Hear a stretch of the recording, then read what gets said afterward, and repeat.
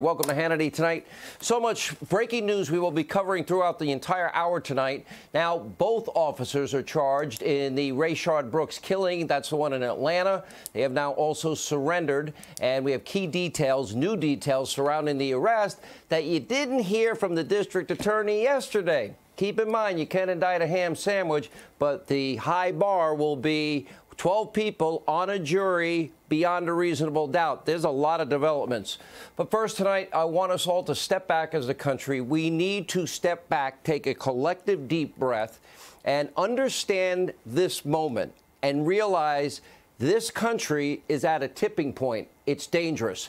We're at a point where we will either go the way of law and order, peace, prosperity, one American family, and the way of safety and the way of security. Or we will go down the road of liberal lawlessness and total anarchy.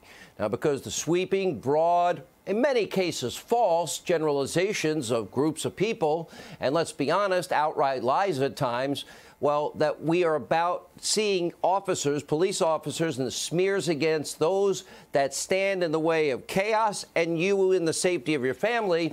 This nonstop rush to judgment is intensifying all around the country, especially in big cities, by the hour. Now, this madness to defund, dismantle, destroy police departments, it is now a clear and present danger to the entire country. People will, and we'll have more details later, as Dan Henninger pointed out in the Wall Street Journal, they will be fleeing big cities in droves. Police across the country now are under attack. It is unfair, it is sick, and it is twisted. Not all cops are bad. 99%, as a matter of fact, are heroes. Look at the city of Atlanta, where just last night it appears that we are now seeing the beginning. It actually has a name. A lot of police are calling in sick. The name, Blue Flu. Large numbers of officers are calling in sick, basically saying, you know what, enough is enough, following the charges in the Brooks case. The officers, they have lost faith in their leadership. They have lost faith in their ability to actually be able to perform their jobs to the best of their ability. This even acknowledged by the Atlanta mayor, Keisha Lance Bottoms, a Democrat. Even she is admitting morale is down tenfold. Here's a question. Do you blame them? Take a look. Across the country, morale is down with police departments, and I think ours is down tenfold. This has been a very tough few weeks in Atlanta. And according to a new report from the New York Post tonight, NYPD officers, New York City, they are being encouraged to strike on the 4th of July, although a department spokesman is denying that that strike will occur. Really? Can you guarantee that?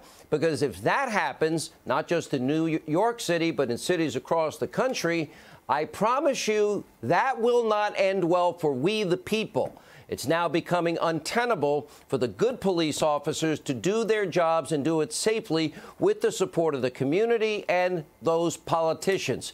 It's disgraceful, it's unfair, it's unjust, and it's happening.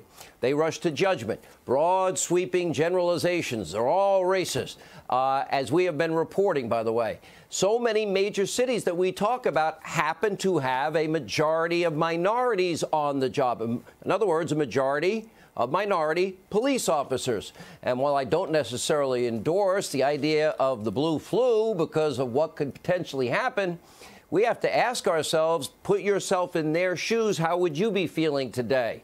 In other words, would you like being called a racist or thought of as a racist? Or, as we've seen in New York, have buckets of water poured on your car and be assaulted and not have a mayor that supports you? And then have, you know, politicians. We have, the Forgetful Joe and Comrade de Blasio. Oh, this is all racism. Well, how do you think those officers that aren't racist, that put their lives on the line for us every single day and night, how do you think they feel, given the circumstances?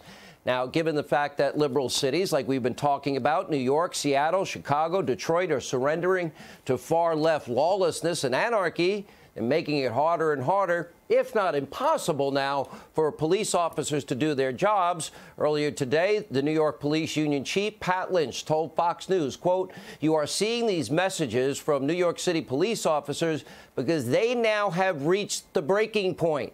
Pay close attention. They're communicating something very loudly to we the people. Over the past few weeks, we have been attacked in the streets, demonized in the media, denigrated by practically every politician in the city and state.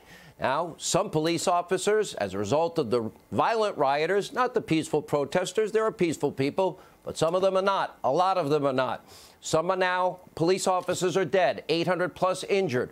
Rocks, bricks, Molotov cocktails. What we are seeing play out across the country with these officers being attacked, run over, shot, targeted, is unacceptable.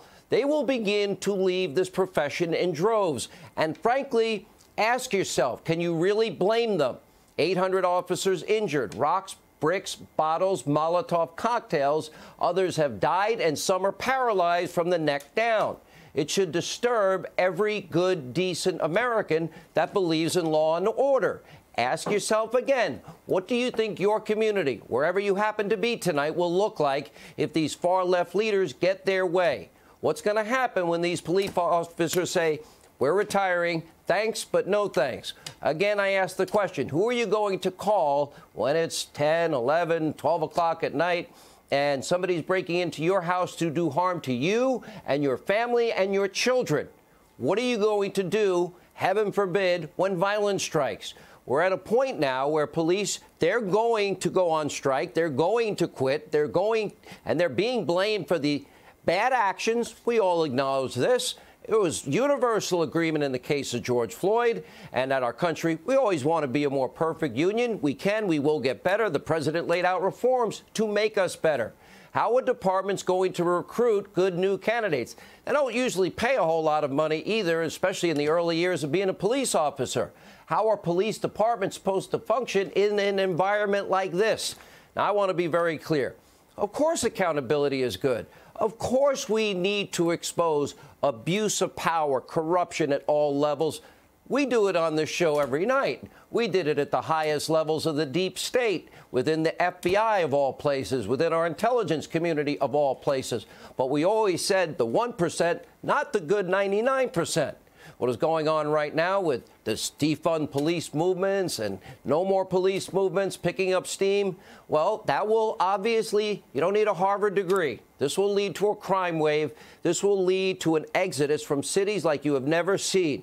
I go back to this piece, Wall Street Journal, Dan Henninger, explaining that liberal lawlessness and failed far-left governance is simply making life too stressful, too chaotic, and crime-ridden to still live in places like New York and San Francisco and Minneapolis and many other big cities. What will these cities do when their tax base, like Chicago, for example, they move to states that don't have income taxes? Let's see, Florida, Texas, Arizona, or states like the Carolinas, Tennessee, low or no taxes at all whatsoever. Look at your screen. States like California, New York. Well, they have a mass exodus going on already. They've been losing residents long before all of this. And just look at the U-Haul costs. Let's say you want to move from California to Texas. Okay, guess what? If you're moving from Texas to California, you're going to pay a lot less. As a matter of fact, it's about $2,500 to move from California to Texas, but only about $400 to go back. Oh, you're doing U-Haul a favor because they need those trucks because people are racing out of California. And by the way, these men and women that put their lives on the line every day for you and your families, well, they do this because they love what they do. They're willing to take on the risk all day and every night. They mostly, 99%, do an amazing job. They save lives, they keep us safe, and yet liberal leaders are trying to turn them into villains. And then they are the exact opposite.